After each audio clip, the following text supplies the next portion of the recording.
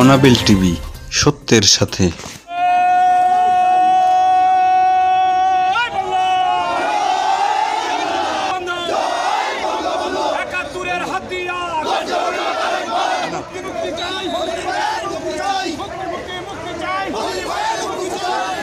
বীর মুক্তিযোদ্ধা জয়নাল আবিদিনের ছেলে আলহাজ মনিরুজ্জামান মনিরের মুক্তি ও 4 দফা দাবিতে 1 ডিসেম্বর মঙ্গলবার সকালে জাতীয় প্রেস ক্লাবের সামনে এক মানববন্ধন করেন মুক্তিযোদ্ধা যুব কমান্ড কেন্দ্রীয় কমিটি। মুক্তিযোদ্ধা যুব কমান্ড কেন্দ্রীয় কমিটির সভাপতি জাফর ইকবাল নান্টুর সভাপতিত্বে মানববন্ধনে প্রধান অতিথি হিসেবে উপস্থিত ছিলেন মুক্তিযোদ্ধা সংসদ সন্তান কমান্ড এর কেন্দ্রীয় সভাপতি মেহেদী হাসান। এছাড়াও উপস্থিত ছিলেন মনিরুজ্জামান মনিরের মা সাবিহা খাতুন, মুক্তিযোদ্ধা সংসদ সন্তান কমান্ড এর সাধারণ সম্পাদক মোহাম্মদ সেলিম রেজা, বীর মুক্তিযোদ্ধা নূর হোসেন সহ যুব কমান্ড এর কেন্দ্রীয় কমিটির অন্যান্য সদস্যবৃন্দ।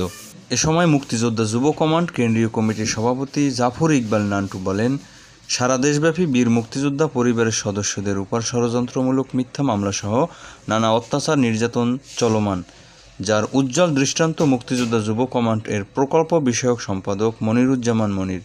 অনতিবিলম্বে মনিরুজ্জামান মনিরের নিঃশর্ত মুক্তিসহ 4 দফা দাবি দ্রুত বাস্তবায়নের পদক্ষেপ গ্রহণ না করা হলে সারা দেশব্যাপী দুর্বার আন্দোলন ও সংগ্রাম গড়ে তোলা হবে।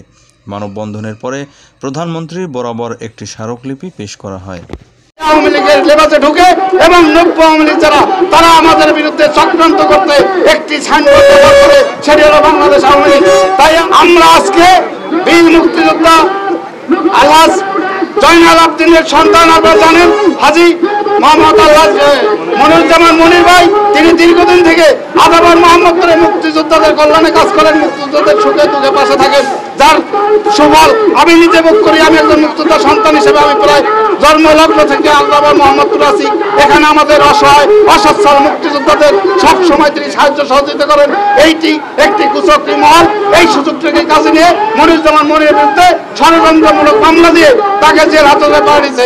আমরা এর প্রতিবাদে মুক্তিযোদ্ধা যুবকের ঘাতকদের বিরুদ্ধে, মুক্তিযুদ্ধের চেতনার বিরুদ্ধে সকল মানুষকে দেশে ঐক্যবদ্ধ হয়ে আগামী দিনে স্বাধীনতার সুফল যাতে ঘরে ঘরে পৌঁছে দিতে পারি, সেই জন্য সবাইকে ঐক্যবদ্ধ হতে হবে। বঙ্গবন্ধুর কন্যা জননেত্রী শেখ হাসিনার এই সরকার এবং মুক্তিযুদ্ধের চেতনার সরকারের বিরুদ্ধে বিভিন্ন রাজনৈতিক দল, জামাত, বিএনপি সহ ধর্মীয় লেবাস নিয়ে তারা একটি ষড়যন্ত্র করছে রাষ্ট্রের বিরুদ্ধে। এই ষড়যন্ত্র আমাদেরকে প্রতিহত করতে হবে।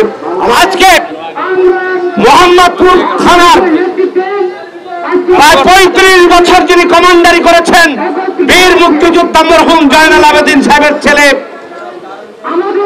আদাবর থানা আওয়ামী লীগের সহসভাপতি এবং মুক্তিযোদ্ধা যুব কমান্ডের কেন্দ্রীয় প্রকল্প সম্পাদক, তাকে মিথ্যা মামলা দেওয়া হয়েছে।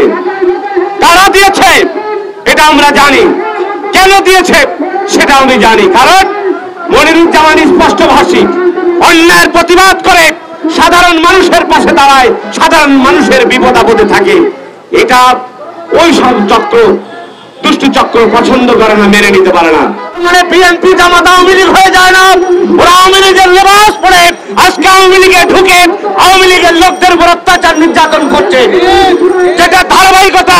আজকে আওয়ামী লীগের শাহিনগঞ্জ যারা বীর মুক্তিযোদ্ধার সন্তানকে অন্যায়ভাবে মিথ্যা মামলা দিয়ে তাকে কারাগারে প্রেরণ করেছে, তার মাকে হত্যা করার জন্য বাড়িতে হামলা করেছে, তার বাড়ির সিকিউরিটি গার্ডকে মেরে জখম। অনাবিল টিভি, সত্যের সাথে।